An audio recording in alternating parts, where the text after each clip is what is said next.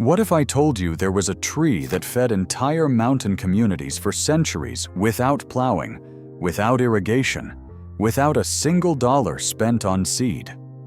A tree so productive it replaced grain, and so reliable it became the backbone of rural independence. And then, in less than 40 years, 4 billion of them were gone. The blight did not act alone. What vanished was not just a tree, it was a way of farming that made people free. This is the story of the crop that threatened no one except the systems that could not own it. Before the tractor, before the seed catalog, before the debt cycle of annual planting, there was another kind of agriculture. It grew on hillsides too steep for plows. It thrived in rocky soil where wheat would wither. And every autumn it dropped food straight to the ground. No harvest machinery required, no chemical inputs, no purchase orders for next year's crop. One planting, generations of return. In the mountains of Europe and the forests of eastern North America, families built their lives around a single species. The tree asked almost nothing, a few years of patience, then decades of abundance. Farmers who tended these groves did not rely on grain markets.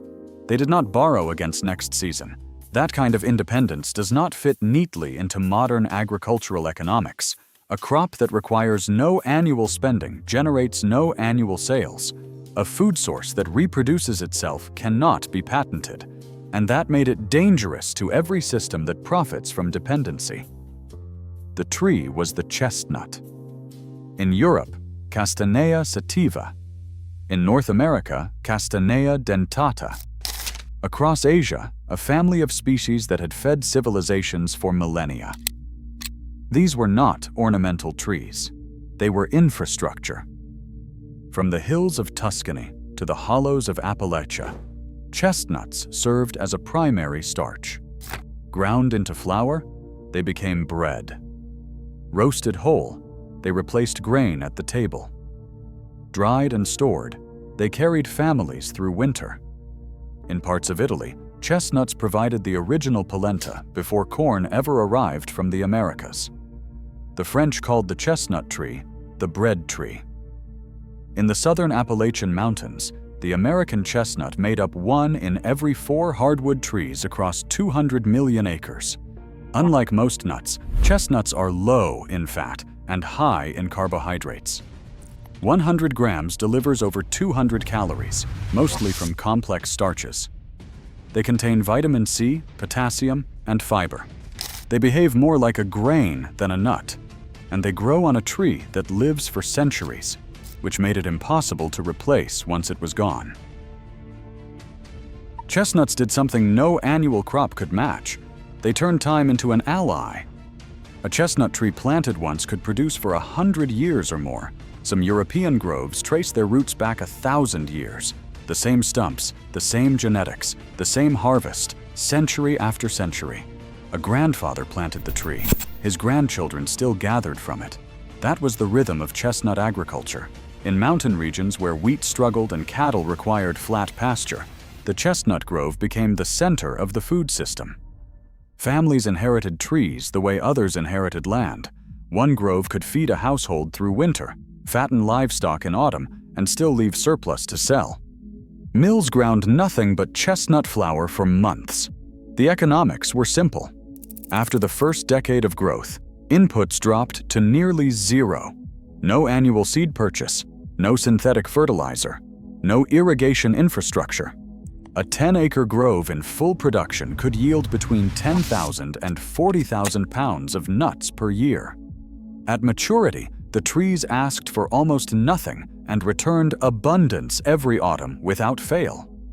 Farmers with chestnut groves were not rich, but they were rarely desperate. And in an agricultural system built on debt and dependency, that stability became quietly revolutionary.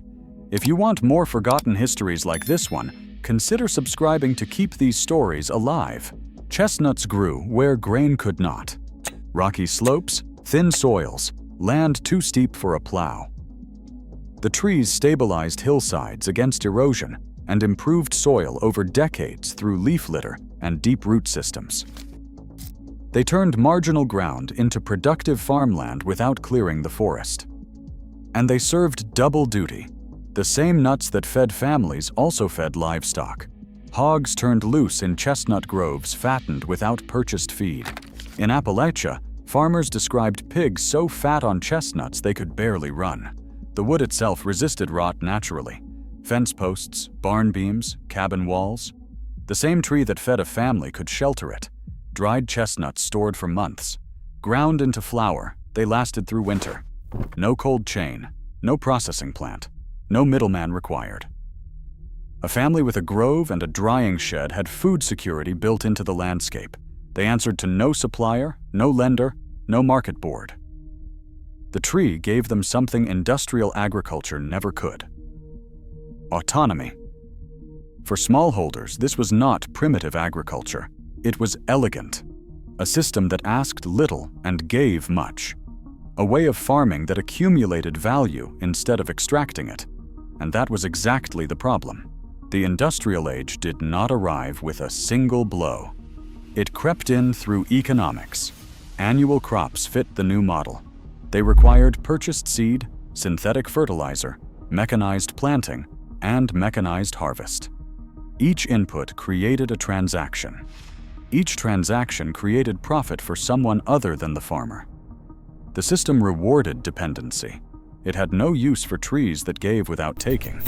Chestnuts did not cooperate. The trees matured slowly.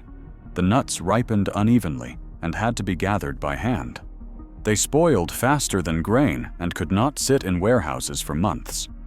There was no way to patent a tree that reproduced itself, no way to lock farmers into annual purchases, no way to build an empire on a crop that asked for nothing.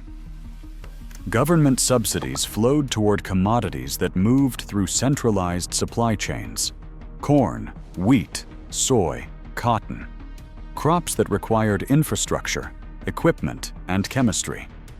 Chestnuts received no such support. Research funding dried up. Extension agents stopped mentioning them. Independence, it turned out, had no lobby. And crops that made farmers self-sufficient made poor candidates for industrial investment. In 1904, a forester at the Bronx Zoo noticed something wrong with the chestnut trees. Bark was dying. Orange cankers spread across the trunks. Within a year, the infection had been identified as a fungal blight, accidentally introduced on imported Asian chestnut stock. The blight spread at 50 miles per year. It entered through wounds in the bark and girdled the tree, cutting off water and nutrients until everything above the infection died. American chestnuts had no resistance. By 1940, the disease had killed an estimated 3.5 billion trees across 300,000 square miles. But the blight did not act alone. Decades of institutional neglect had already weakened the system. Subsidies favored annual crops. Markets rewarded mechanization. Young people left mountain farms for factory wages. When the disease arrived, it swept through a culture already losing its grip. What disappeared was not just a tree. It was the infrastructure of rural self-sufficiency.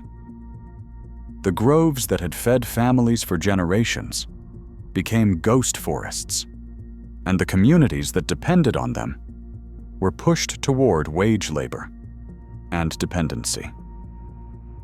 Today, agricultural researchers are asking a question that would have seemed absurd a century ago. What if the future of farming looks less like a factory and more like a forest? Agroforestry is no longer a fringe idea. Perennial food systems are gaining traction as climate instability exposes the fragility of annual monocultures. Chestnuts, with their deep roots and drought tolerance, are being planted again, not as nostalgia, as infrastructure. Blight-resistant hybrids now exist. Breeding programs have crossed American and Chinese genetics to create trees that survive the fungus. Modern growers report yields of 2,000 to 4,000 pounds per acre at maturity. Some operations gross over $10,000 per acre annually, but the real value may not be measured in dollars. Chestnuts require no annual tillage. They sequester carbon. They stabilize slopes. They offer farmers a way out of the debt cycle that traps so many in commodity agriculture. The tree that once made farmers independent is being planted again by people who understand what independence costs. The knowledge was never lost. It was waiting for the world to remember.